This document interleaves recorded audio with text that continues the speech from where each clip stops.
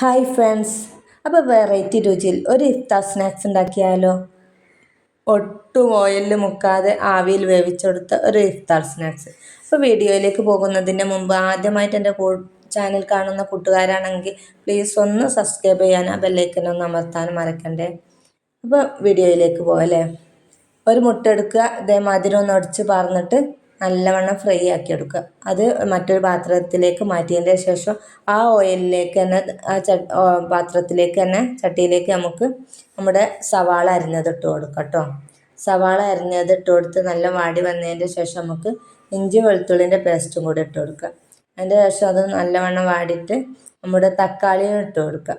തക്കാളി ഒരെണ്ണം മതി കേട്ടോ. വലുതാണെങ്കിൽ ഒരെണ്ണം മതി, ചെറുതാണെങ്കിൽ രണ്ടെണ്ണം ഇട്ട് കൊടുത്ത് നല്ലവണ്ണം വാട്ടിയെടുക്കുക. അതിൻ്റെ ശേഷം നമുക്ക് പൊട്ടാറ്റോ ചോപ്പ് ചെയ്തതും കൂടെ ഇതിലേക്ക് ഇട്ട് കൊടുക്കുക. എന്നിട്ട് നല്ലവണ്ണം വാട്ടുക.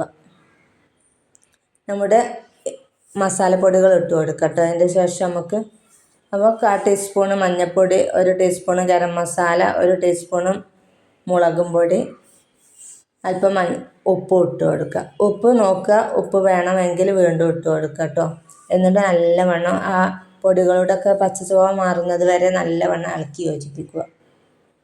പിന്നെ നമ്മുടെ നേരത്തെ ഉണ്ടാക്കി വെച്ച നമ്മുടെ മുട്ടല്ലേ ഫ്രൈ ആക്കിയത്, അത് ഇതിലേക്ക് ഇട്ട് കൊടുക്കുക കേട്ടോ. എന്നിട്ട് വീണ്ടും നല്ലവണ്ണം ഇളക്കി യോജിപ്പിക്കുക കേട്ടോ.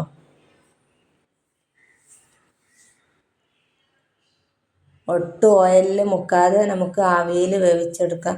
ഈ റംസാൻ മാസം ഒന്ന് ട്രൈ ചെയ്ത് നോക്കേണ്ടി കേട്ടോ. അപ്പോൾ നമ്മുടെ മസാലക്കൂട്ട് ഇവിടെ റെഡി. അപ്പോഴേക്കും നമുക്ക് പത്തിരി റെഡിയാക്കാം അല്ലേ.